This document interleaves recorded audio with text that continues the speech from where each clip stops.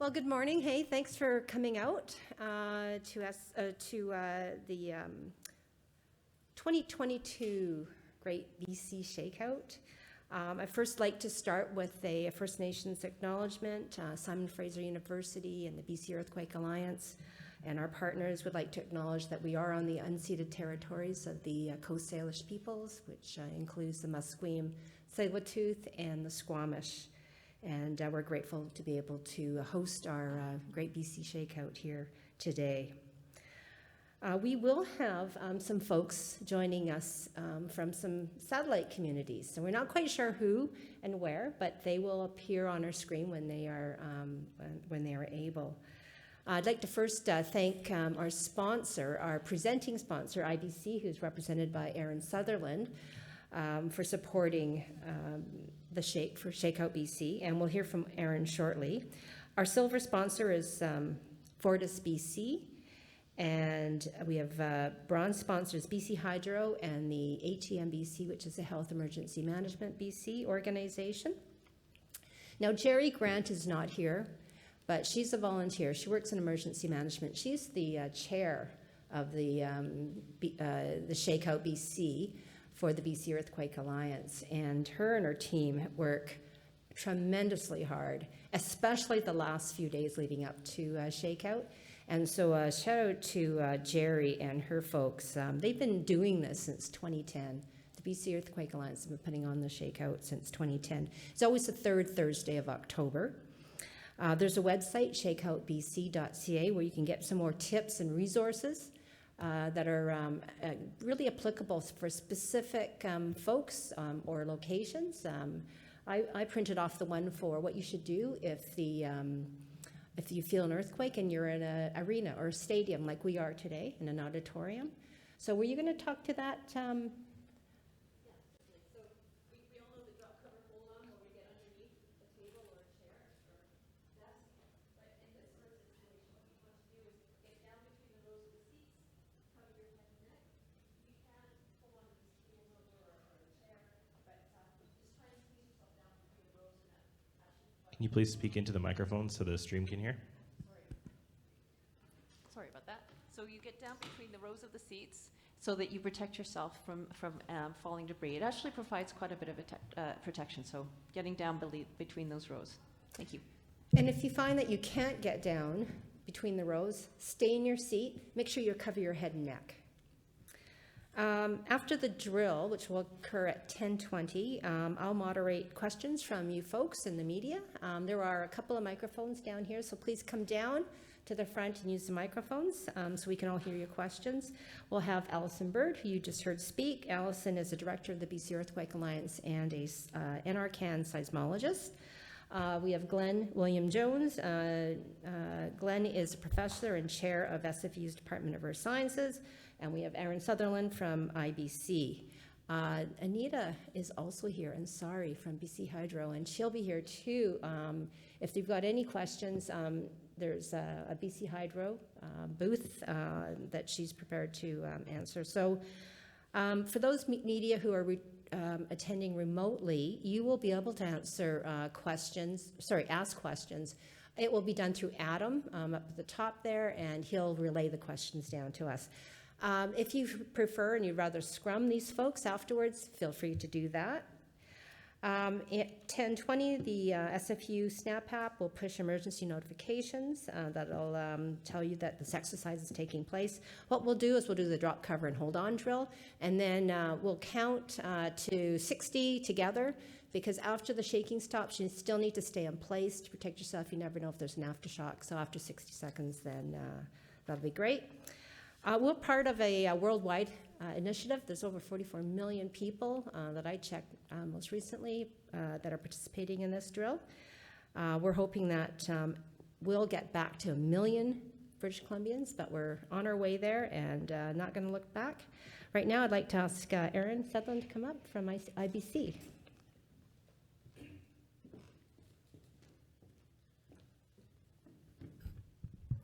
Thanks, folks. So as mentioned, my name's Aaron, and I'm with the Insurance Bureau of Canada. Nobody wants to hear from insurance companies, so I'll keep this fairly brief. But on behalf of our industry, we are passionate advocates for emergency preparedness. But as a British Columbian, I think, like most of us, we do recognize we're at significant risk of an earthquake living here on the South Coast. But by equal measure, we're also woefully ill-prepared. And I think a lot of that has to do with just how difficult it is to come to terms and to think about, and how daunting it can be to think about how much we have to do to build our preparedness. But that's why the Shakeout's so important. It's a tangible and easy to follow first step to build your physical resiliency. As Naomi didn't say it, but Naomi often says it's a real way to help build that muscle memory so we instinctively know what to do, whether it's climbing under a table or ducking down in the rows here today. Because while my industry can help build your financial resiliency, the cost of an earthquake won't be measured just in the billions of dollars. It will be measured in the amount of lives we have lost. And so the more we can do today to prevent that, to build our resiliency, the better. And so that's why we're so pleased to be here, and thank you all for having us. Saying I need to introduce, I probably have a note. Thanks. So I'd really just like to thank everyone for coming here to SFU. This is a great opportunity, and second year, but we were able to do it this year in person, so that's really fantastic. And really, it is such an important thing living in the dynamic world that we are here in British Columbia. But I really do want to thank the whole team at SFU that's helped make today possible.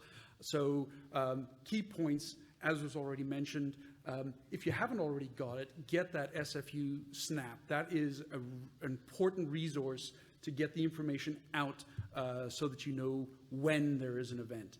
And one of the key things that Aaron mentioned is, in terms of being able to have preparedness, we need to know that that event is coming. And so it's one of the great things here at SFU and working with other partner institutions is that we're trying to develop new approaches, new technologies to detect those events early and to help prepare communities to know what to do, how to respond with as much time as possible. So these are some of the great things that we're working on here at SFU, and it's really very much a collaborative effort with lots of different institutions, different provincial and federal organizations, and fundamentally with the communities that we are all part of and working with.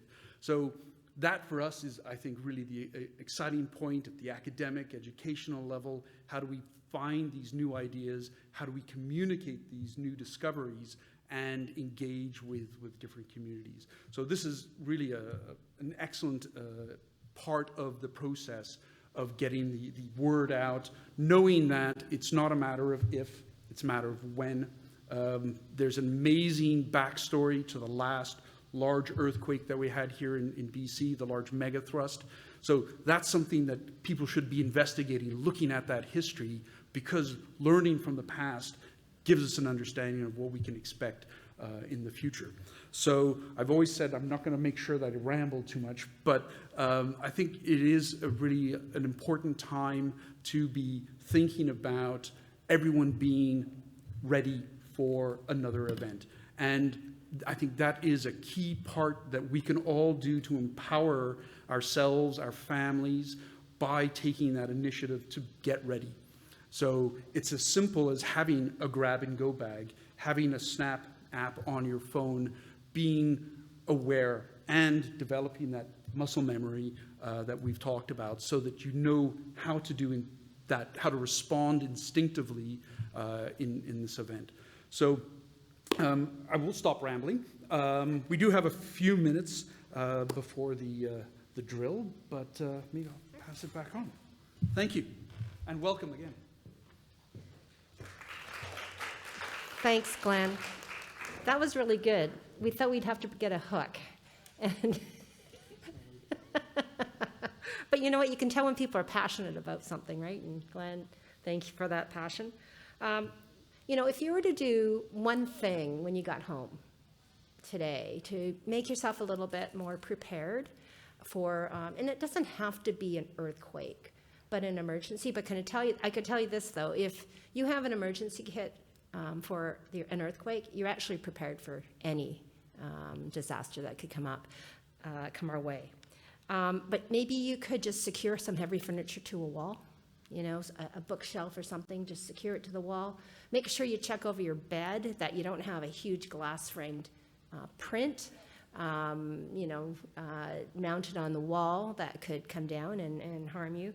I think one of the easiest things to do is you have some old pair of shoes, just stick a pair under your bed, because the last thing you want to do is, if there's an earthquake and you happen to be in bed and it's at night, cutting your feet to shreds because glass and everything has fallen.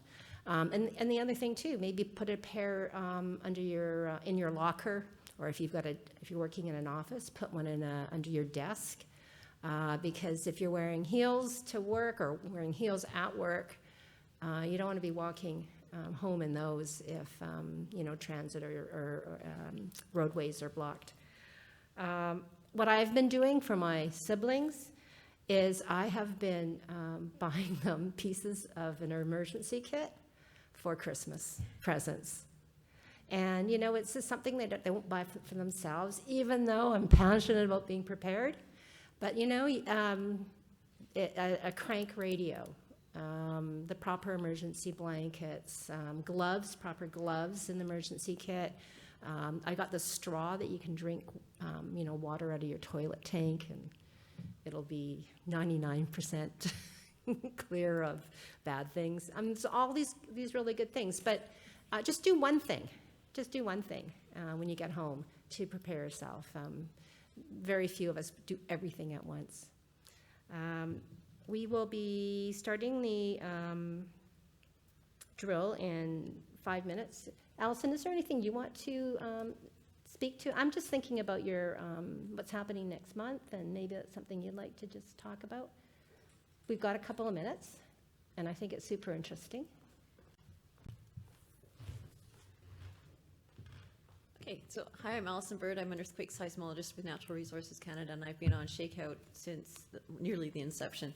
And earthquakes are something I'm passionate about. So I've been working on a new project at Natural Resources Canada to develop an earthquake early warning system for the at-risk regions of Canada. So Western BC, Eastern Ontario, and Southern Quebec, we are developing a special network that will register the earthquakes as they happen and quickly send that data to a data center which rapidly processes it and then sends out an alert. These things have to be very fast, very reliable. And the idea is you receive an alert on your phone or radio or television. It's through the National Public Alerting System. It's free of charge. You don't have to register for it. It's currently used for Amber Alerts and things like that. But you get the alert saying an earthquake is detected, strong shaking is imminent, you need to take protective actions. Those few seconds that you get before the shaking starts are extremely valuable. They can really reduce the impact of that earthquake. That gives you the time to get underneath that table. It gives you time to maybe turn off the stove or things like that. Make sure that people are safe. For, say, critical infrastructure operators like hospitals and fire stations, they can have technologies in place which are triggered by the earthquake early warning system so that fire hall and ambulance bay doors are opened, they don't jam shut, those vehicles can still get out, moving elevators to the nearest floor and opening the doors, closing valves, having an alarm in a hospital so you can stop surgery and cover the patient, stopping trains, planes, automobiles. In Japan, the first thing they used their earthquake early warning system was to stop trains in an earthquake. And they actually recently did that. Just a couple months ago, they had an earthquake off Tohoku. They stopped the trains, and it was really good they did because some of the rail lines were quite badly damaged, and those trains would have derailed. So saves lives, and it really reduces the impact of an earthquake. So yeah, I think this is an exciting technology, something I'm passionate about. I'm going to be profiling it at a conference next month at the Emergency Preparedness and Business Continuity Conference here in Vancouver.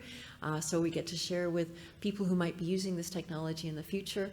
And for me, as a seismologist, this is like the biggest Christmas gift. I'm so excited about this technology. So anyway, thank you.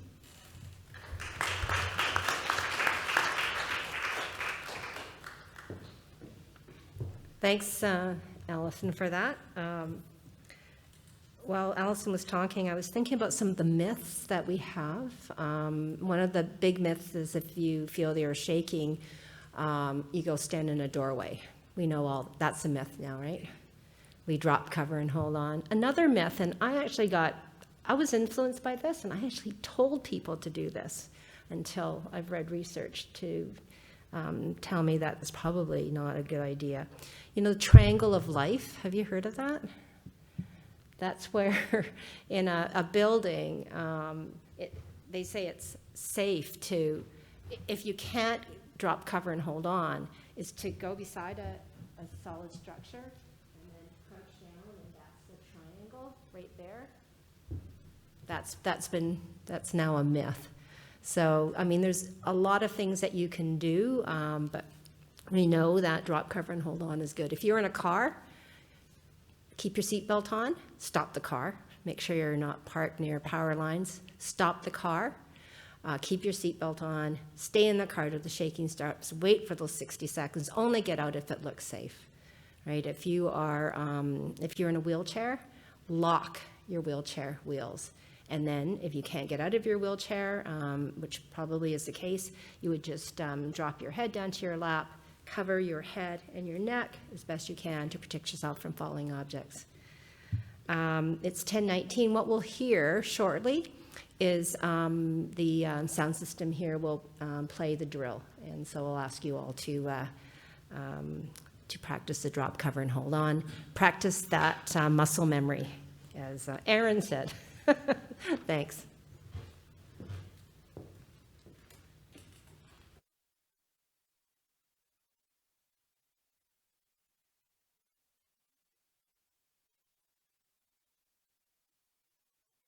This is the Great British Columbia ShakeOut. You're joining thousands of British Columbians in the largest earthquake drill in Canadian history.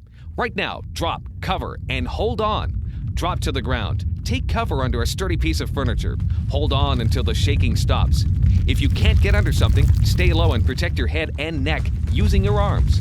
Strong earthquakes may trigger tsunami. If you're near the ocean during the earthquake, drop, cover, and hold on. When the shaking stops, quickly walk to high ground. The shaking is stopped. Now count to 60 to allow objects near you time to stop moving. Consider the following questions. Are you prepared? Do you have an emergency kit stocked with enough food, water, and supplies for everyone in your home? Have you secured your belongings so they will not fall and injure you during a strong earthquake? Do you have a plan to reunite with family if the phones are interrupted? For more information on emergency preparedness, visit the website shakeoutbc.ca. Thank you for taking part in the Great British Columbia ShakeOut.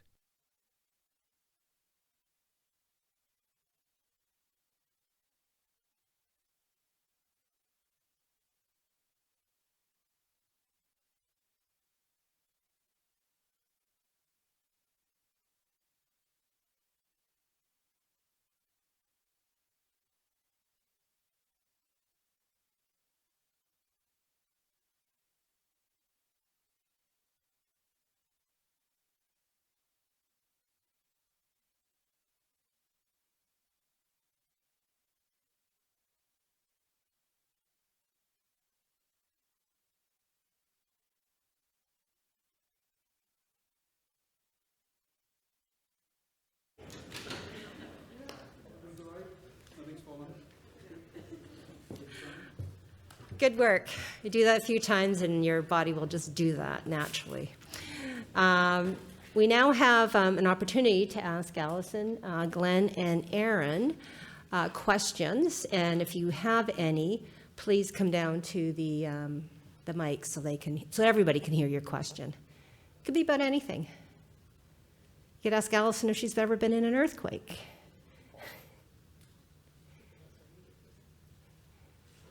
No questions?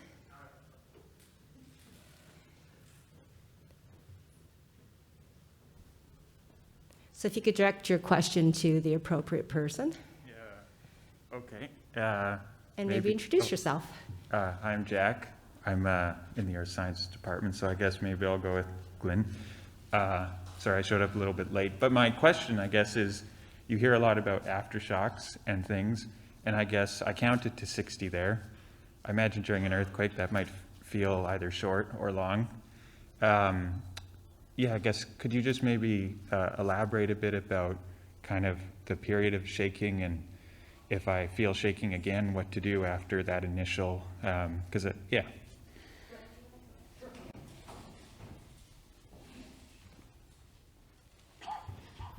So I'm going to say what they always say at these answers. That's an excellent question. And the key thing is that initial 30 seconds, 60 seconds rather. But it is important, and we know that virtually every earthquake has some level of aftershock. So typically there is a relatively extended period of time following a main shock, the main event, and we need to be planning to expect those. So that initial 1 minute is to give you the time for anything that is falling down to fall down if you're inside, and then to evacuate, to get outside into a safer space. But we know that any large earthquake, often for many days, there are fairly significant earthquakes, aftershocks, that can still be damaging. And so this is something that in any event, that's always a consideration. But it's that immediate response, and then thinking about the longer term hours to days after the event. Thank you. Thanks, Juan. Allison, do you have anything to add to that?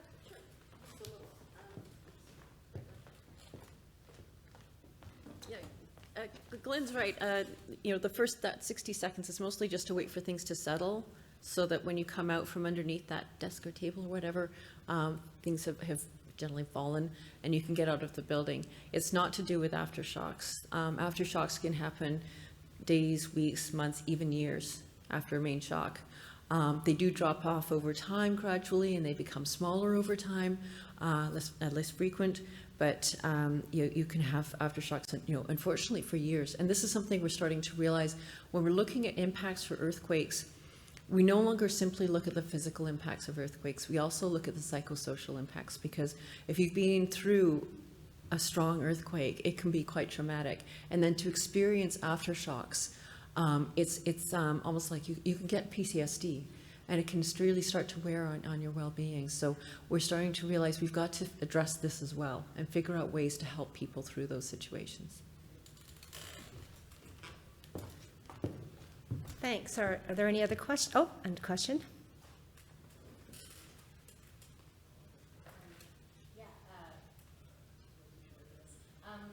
My question is, sometimes when I talk to people, they say that if there's an earthquake, they're just going to drive right out of town. What is your official advice on that procedure?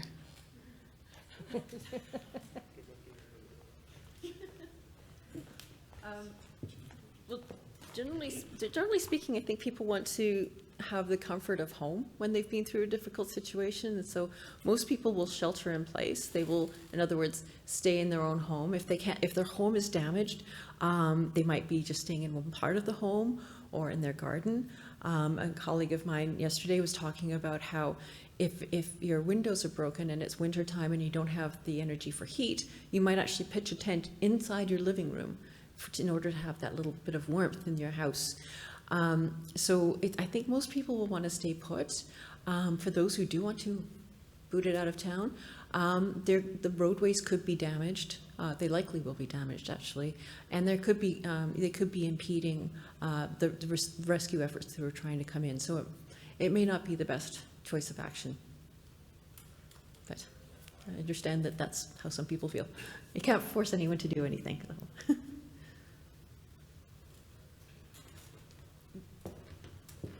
Oh, good. Another question? Hi, I have a couple questions. So are you automatically enrolled in an emergency system if you live in Canada or British Columbia to get these messages?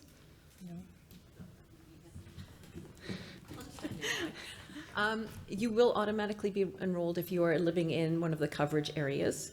In fact, anyone who comes into the coverage area, if they're on holiday or anything, will receive the alert. So the alert is sent out by cell tower coverage. So that's how you would receive it. You don't have to sign up. it is automatic. The system will be going live in 2024, so we've still got a year and a half to go. A lot to do. We've got quite a few of our stations have been installed, but there's still a few more to install before the system becomes reliable enough. But yeah, we're using a great software package for this. It's been proven in the States, and by using the US package, it also helps facilitate the sharing of the data across the border, because when you have earthquakes in a border region like Vancouver, it's really beneficial to get earthquakes from both, seismic data from both sides of the border. You get a faster and more accurate response then. And then as like a follow-up, so there was like 3 earthquakes when I was in New Zealand. So what happens if you're traveling? Like, is there a way to sign up for another countries, or what should you do if you're planning to travel? Yeah, there are some countries where you do have to register. For instance, in the United States, they register through the RIA program. That I think is the Washington Emergency Alert program. So there are different programs depending on where you go. So it's a good idea to look up before you go and have those apps on your phone so that you're ready when you land. And it's always good when you travel to look at the hazards that hit that area. Are you going into an area that might be hit by a tsunami? Where would you go? I'm never much fun at Long Beach because the whole time I'm there, I mean, it's a beautiful place. I love Tofino and Euclid and all that. But the whole time I'm there, I am planning my evacuation route.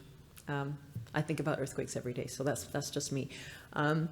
So it's always a good idea to know. And the thing is, most of the places we travel to are seismically active. It's the tectonics that create those beautiful landscapes that we want to see. Thank you. Welcome.